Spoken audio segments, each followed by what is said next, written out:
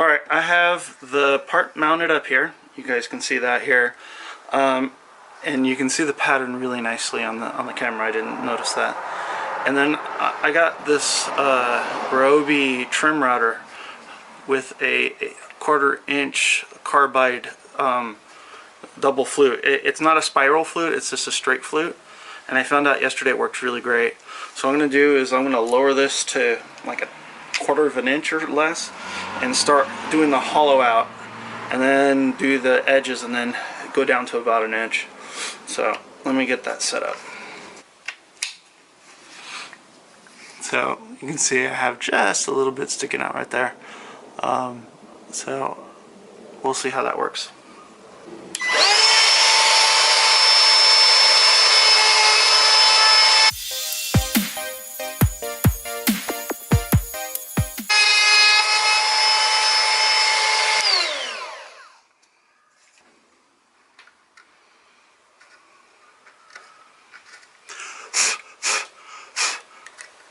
So as you can see, it started hollowing it out really nice. I'm going to go hook up the vacuum cleaner so I can clean this out, and I'm just going to keep going until I get 1 inch down. Alright?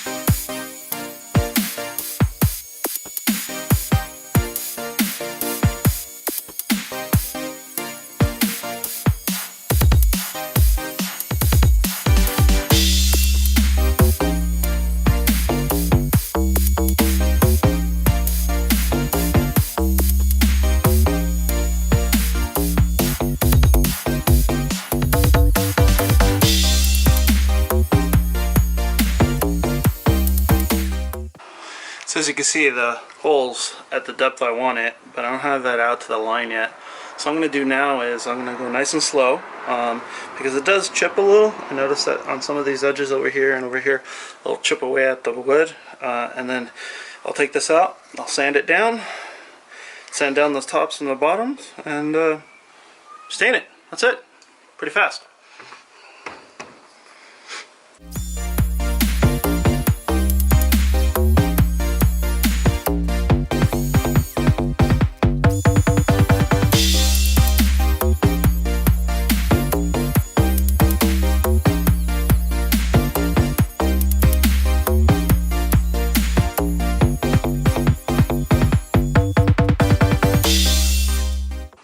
So there you go, nice and hollowed out.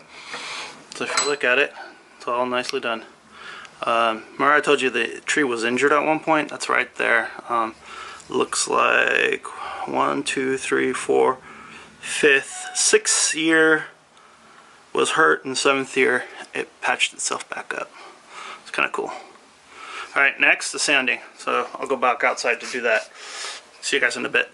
So now I'm going to start sanding the inside and the bottom of the jewelry box. What I'm going to do for that is I'm going to start with a 120 and then go down to a 220.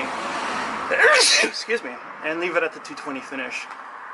That's going to give it a nice little smooth finish, and then when I put the varnish on it, it's going to look amazing. Alright, let's see where that goes. Also, the pen marks, those will just sand off. Pencil marks, excuse me. But also, I've used a rubber eraser and they come off just fine.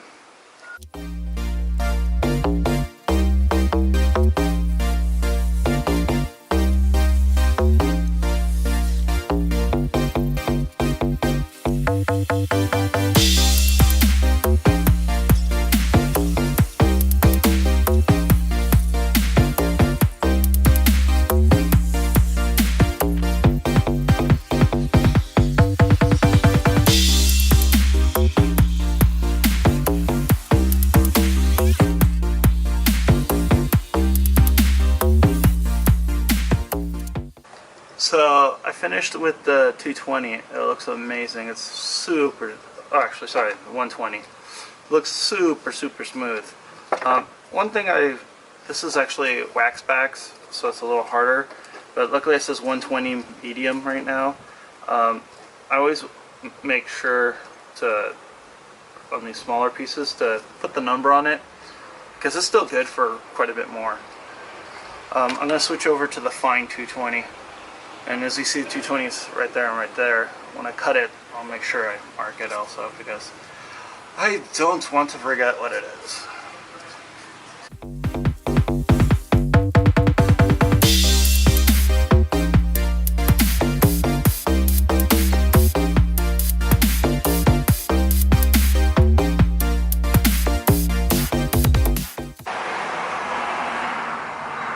Now, one thing I'm noticing in here, and this is okay, is that I see scratch marks from me going like this, right? It's probably from the 120, and the 220 won't leave any big scratches at all.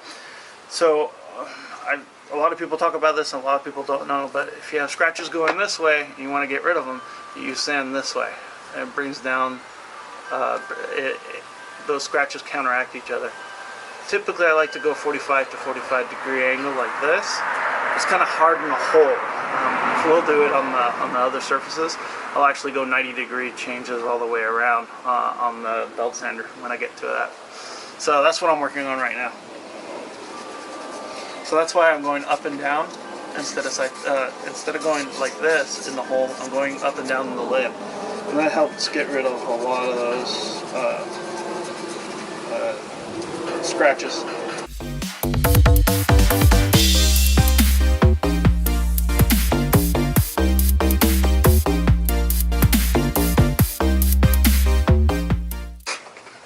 Alright, let me get it up here nice and close. It's really nice and smooth now. So you guys can see the grain definition. Let's see if I can get in there nice and tight. Yeah, look at that. Isn't that beautiful? Now, you'd think I burnt it right there. I didn't. That's actually where I told you the tree got hurt. And then you see this little, this line that goes up like this right here. That's actually a pitch or sap that's been embedded in there. It actually goes up the side here and right here. And when I was routing it, when I hit that spot, oh, it smelled so good. So you can see the top edge is still really rough, and the bottom edge is too. And you can see that pitch line. I'm gonna now take this to the belt sander, and we're gonna belt sand it. So here's my new belt sander that my wife got me. I saw it. The lady wanted 20 bucks. I said no. She went back, got it for 15. Didn't have the belt on it. $5 more. I cleaned it out. The drive belt's in really good condition. The motor's in good condition. Had some, has some minor scuffing in here. I noticed where the belt overran and actually dug into the plate here. If that becomes a problem, I'll practice on my TIG welder, I guess. But yeah, let's get going on this. I need to go grab the extension cord, and we'll get going.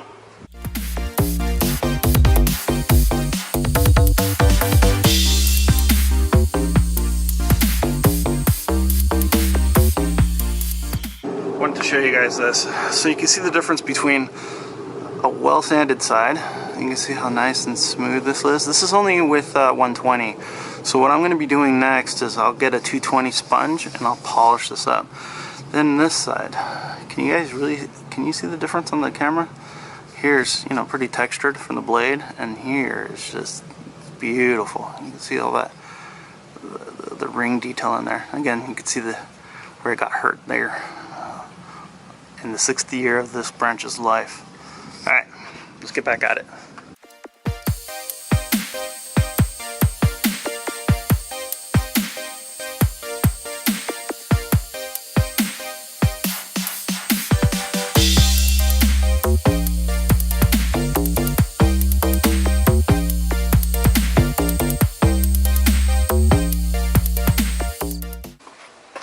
So you can see there, I got the lines done. You can see that line really well there. It's kind of cool. And then the back, I got it nice and smooth. There's a lot of saw marks back down here, so I got rid of that. So that's it for that. Now to hit it with the sponge. Found my sponge. So what I'm going to do is just hit it with this 220 sponge. This is 120 320. This is 220, so it's a little finer. It's going to help take out any of those little spots that I didn't have. The inside, you know, I could give it a little bit of a sponging in there. Get rid of those last little lines.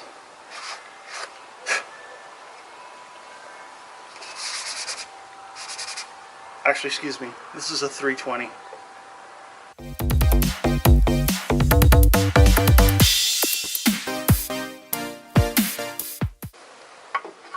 So one thing is I wanted to see what I could do with the outside to get it cleaned up a little bit. I was going to try to stick it to this 120, but I think it's too much. I'm going to try with one of the scrap pieces before I actually use one of the real pieces. If not, I'm going to try also with my mouse sander.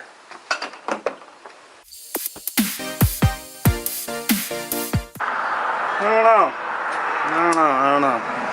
Still leaves my little artsy fartsy lines from the, but it takes away that cool brown and stuff. But yeah, I think I like it. I don't know, but I do and I don't. Let me see what the mouse does to it.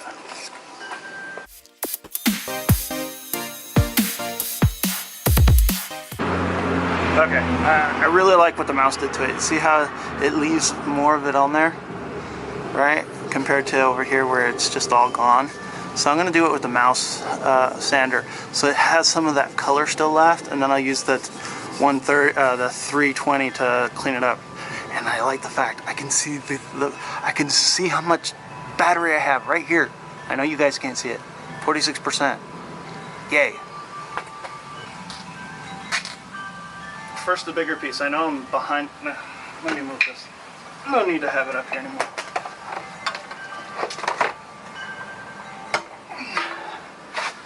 By the way, the base of that is cast iron. It's heavy.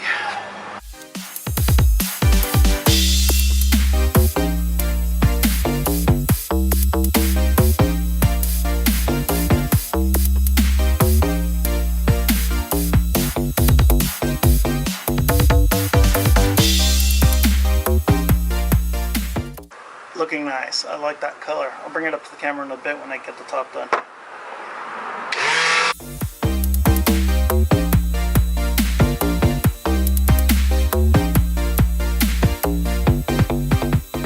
I think this looks amazing, everybody, but it's like this. Look at that. Look at how pretty that looks. So what I'm planning to do on here is I'm gonna put a heart in here. Probably, I don't know, chisel it or burn it. I'm not too 100% sure how I'm gonna do it on the top yet. And then put M+A and then the year maybe. I don't know. Do something. I'm gonna now, there's a problem here. All those cool little lines that you see there, those are termite tracks. Well, their poops are still in there. I want to clean it out so when I seal it, there's not poop. I don't want poop in my driller box. Alright, figured it out. If I use a steel brush or one of my brushes that I use, it works really well. This is from my welder, but I'm going to try this one here.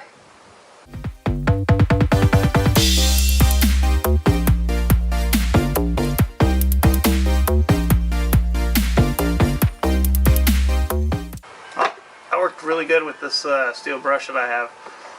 Some small scratches, but nothing I can't sand out. But it removed all the poop or detritus or whatever proper word you want to use for it. There are some holes on the top here, but I found out the other day with my compressor I can blow out the stuff that's in there. I'm going to give these a quick sand and then we're done with this part.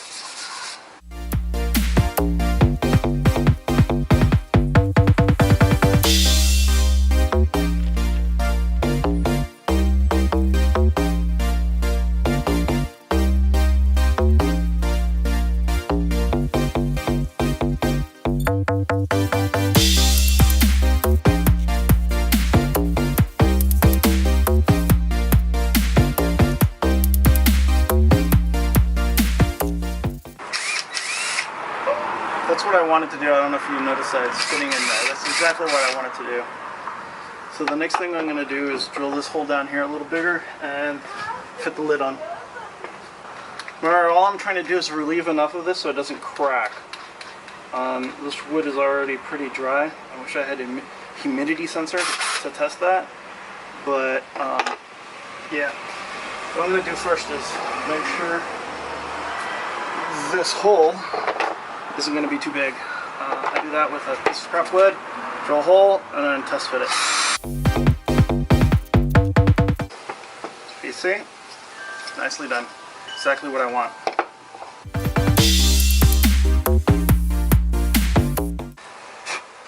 What I'm going to do is I'm going to start the screw and then put the lid on. And then I'll use a hand-driven screwdriver to tighten it to the portion I want. This thing can get a little too fast on me.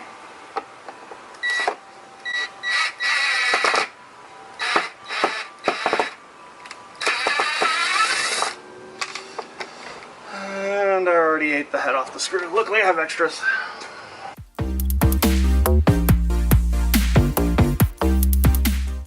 Alright, so I got the screw in there. I got the hole for the screw in here. I got this. So I'm gonna go get a hand tool. So when I went over there, I also had some wax carving tools to do some wax work. I bought them a while ago to try to do some jewelry making. Future project, right? So I'm actually going to go into these little holes that I saw here that the termites created and clean them out. I really want them to be prominent and not be discolored. So that's what you're going to see me doing right now.